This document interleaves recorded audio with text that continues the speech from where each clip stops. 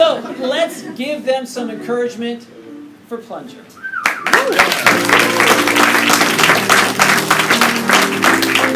right, you said plunger, and it immediately brought something to mind. It actually happened on this stage in an improv show.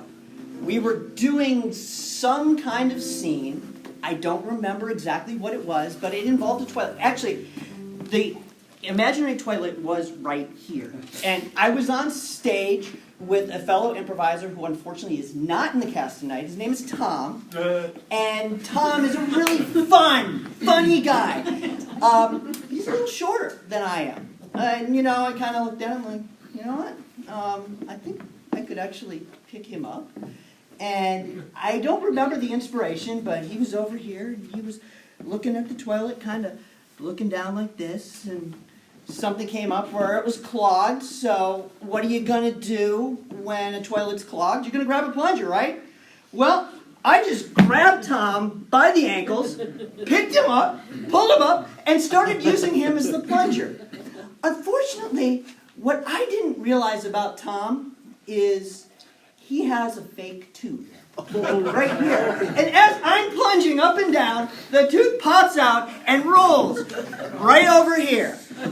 And I'm sitting here going, damn, I just picked this guy up by his ankles and now I pushed his tooth out to the side of the stage. Well, that's a great time to edit that scene. That's my story.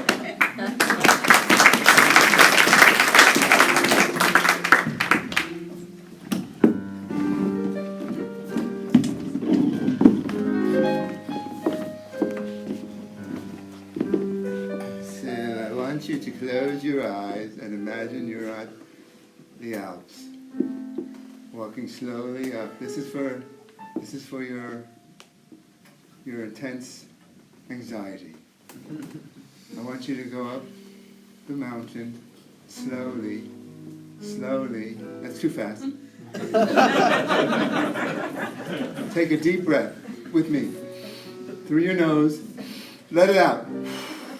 I just think you'd be climbing the Alps a little faster than this. We're imagining things. The Alps aren't in front of you. This is an imagination. This is a guided meditation. Listen to my voice! Okay, you come up to a castle. Okay, Mr. Franz, anything you say. A castle. You open the door, and your wife is there. My life or my wife? Your wife. She's there. And she's nagging. She's nagging and nagging and nagging.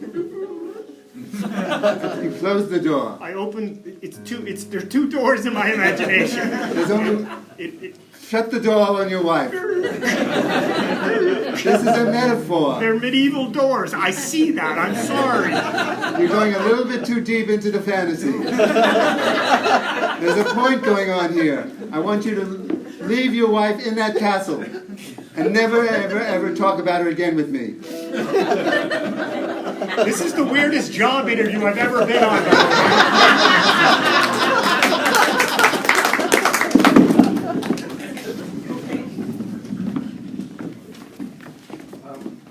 So my wife and I wanted to come to you as our therapist because she's so tiny that whenever I see her, I just want to pick her up and throw her around, and she's so cute, I want to just put her in my pocket, and she's telling me that that's wrong, and I'm, being too physical, and... There is no wrong in couple relationship. No, it works both ways, backward and backward. See, so what we're going to do is a little physical back and forth. So, you grab yourself by the ankles. I grab myself. Yes. Okay. Grab yourself by the ankles. Now you listen to your wife. And go. Somersault!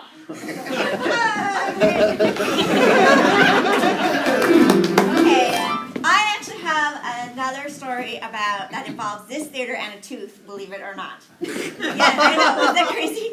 All right, so several years ago, I was in a play at this theater. A play is already scripted, so we practiced ahead of time and knew our lines, and we did the play. The play was called something about zombies. I remember now. It was a play about zombies, kind of like the kind where they're all coming and everyone's in a cabin. Whatever. It's around Halloween time. So I happened to live at that time around the corner, walking distance. So some of myself and the cast, we went to my house.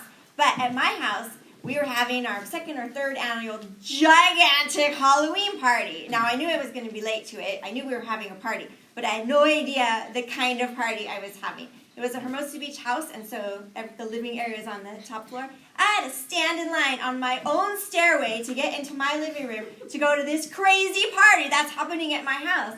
Anyway, it was fun. It was cool. It was fun. The next day, we're cleaning up the mess, and we found a tooth. And I don't know whose tooth it was, so I think it was like email time. It was before texting, and I sent out an email. I'm like, great party, everyone that I knew. I mean, I don't know half the people that were there, but to my friends, and I said, all I want to know is who left their tooth. And nobody ever claimed it. I don't know what happened.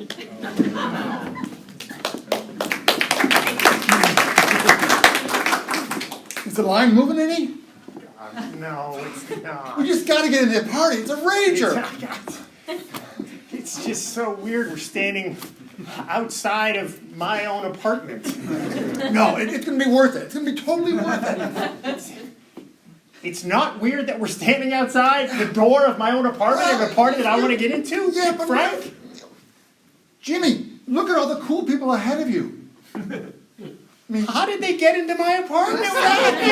Hey, Jimmy, it's so much fun in here. Come on in.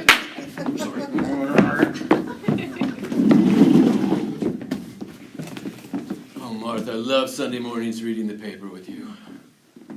I can't believe we still get the paper. Very bourgeois. It is.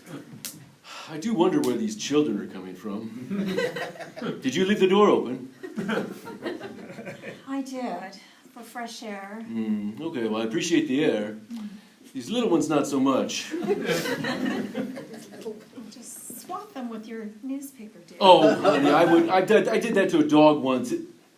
Well, it actually works. Oh, here comes a little tiger right now. What are you guys doing? Oh How's my it God, going? this one talks. What do you have for breakfast? Oh my God, where? She's using the Wait, oh. there's another topic. How's it going?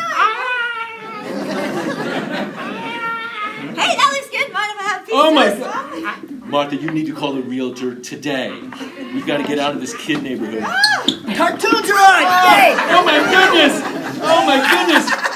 Marty, what are we going to do here? I do poo-poo! I do poo-poo!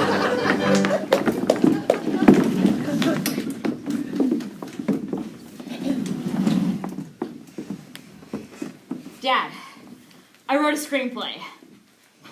Oh, Sharon, no. Yeah, yeah, Another one? yeah. Honey, I mean, I know you try different things, First you want to be a biologist, and then you want to be an artist, and then an improver. I mean, those things just don't work out. I don't know what it's called yet, but it has zombies. Oh. Well, how bad can it be, right? Exactly. If it's got I don't zombies think in it it. needs a title. I mean, people are just going to go around being like, that movie with zombies. And everyone's going to be like, that one. Well, honey, I've given you just about all the money I've had, but I'll back this as well. Yes, thank you, Dad.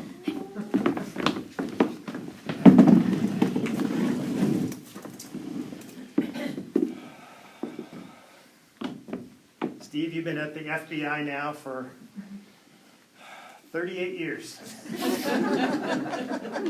Exactly today, 38 years. Today.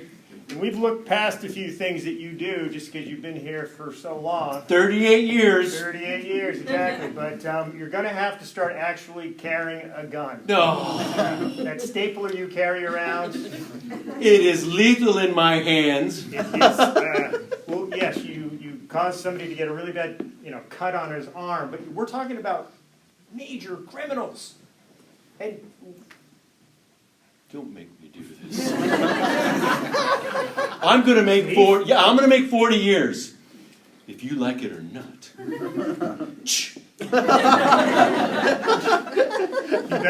It's loaded. Don't pull out that tape dispenser. Oh, wait. Don't pull out that tape dispenser. From my quiver? I just did. Sure how to. So, true story. I was raised in a family who had a Chinese restaurant, and all the kids worked in it. We had 5 children. My mom and dad owned this Chinese restaurant. And my responsibility was to put cookies, almond cookies and fortune cookies, in these plastic bags. Well, actually, they were paper bags. Fold them up and use a stapler and put them aside. So that was what I would do. Staple them. And sometimes it had to be fried noodles. I put the fried noodles in the in the wax paper bag and staple them. So it was just a constant stapling job. And then I was just like, gosh, I hate working here. I work Saturdays and Sundays when everyone's mom and dad are off work. My parents and my whole family's working. Our days off was Monday. It was like so unusual. Our only day off was Monday. And we never got on vacation. If we did, it was like we had to close the entire restaurant down because my father was the only chef. So, it was his restaurant. He closed the restaurant, put a sign up, going fishing. And it was like maybe 5 days that we would go fishing, so to speak.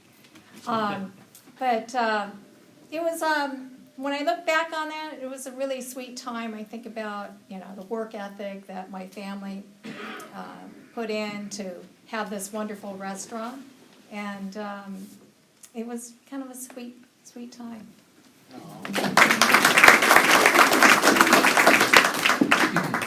Mom, Dad, I'm resigning from our family business. What? You treat me like an animal. I am sick of it. I don't like having structure. I am an artist, okay? Deep down. Timmy, we let the animals sleep in our bed. We don't let you sleep in our bed. We don't treat you like an animal. I mean, we take the animals out and we pick up their poop. We don't pick up your poop. We hardly treat you like an animal at all. Now I feel like I want to be treated.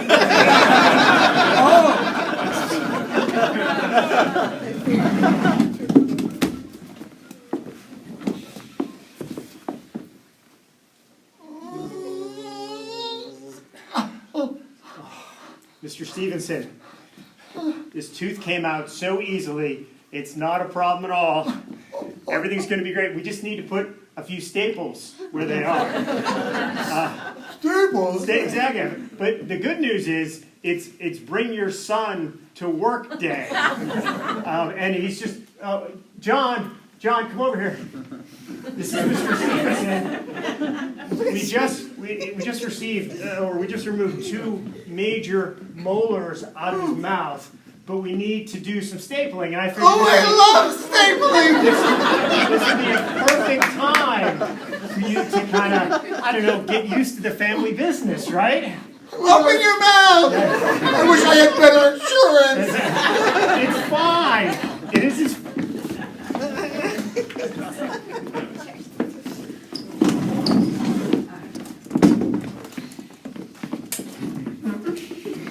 All right, family.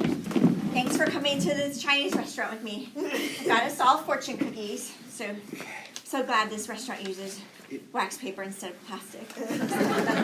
All right, whoever has the best fortune is going to be CEO of our family company. Okay. You go first. 7, 10, 13. Oh, sorry, wrong side. Sorry. There is a great mysterious force guiding your path. Sorry.